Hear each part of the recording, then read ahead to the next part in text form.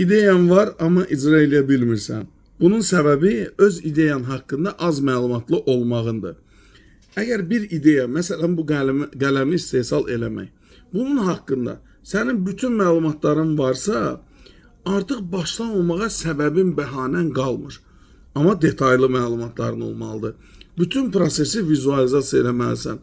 Tutalım qələm istehsal eləyəcəksən, bunun xam malını necə alacağım, alış üçün kim gedəcək, satışını harda icra eləyəcəm, necə eləyəcəm, işığın kim çəkəcək, qazını, suyunu kim çəkəcək, detalına qədər bütün prosesləri vizualizasiya eləməlisən və bu zamanda artıq sən bir şeydən əmin olduqda məlumat olaraq fəaliyyətə başlayırsan.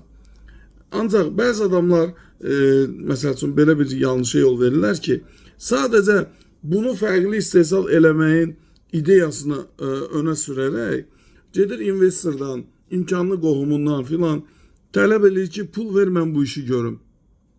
Bu iş o qədər asan bir məsələ deyil. Kimsə sənin xəyalı və pulunu uçurtmaq istəməz. Ona görə reallıq budur ki, o dərəcədə bunun mütəxəssis olacaqsansa ki, əgər istəyirsənsə ki, başqa bir adam sənin ideya və pul yatırsın, adam sənə verəcək bütün sualların cavabını bilməlisən. İstənilən sahibkar şübhəli qaldığın nöqtələri səndən soruşacaq. Əgər sən hər birini bilsən, prototipin belə olsa əlində, o zaman investor sənə müsbət cavab verə bilər. Və yaxud da sənin öz imkanın varsa, ideyanı reallaşdırmaq istəyirsənsə, bu zamanda xəyallara qapılmamaq lazımdır.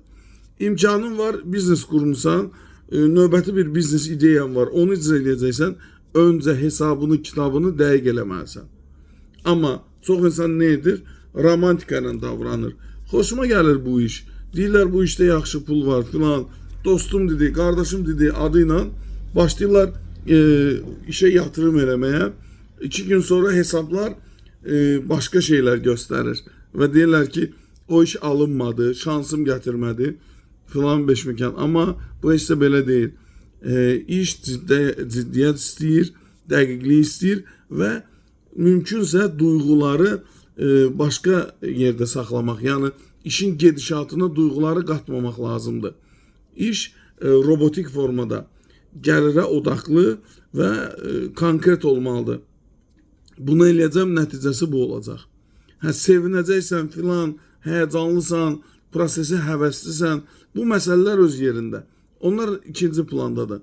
Praktiki, faktiki qazancdan söhbət gedir. Qazanc gətirə biləcəksə, ideya dəyərlidir. Yoxsa sadəcə xəyaldır, beynin məşqi üçün lazımdır.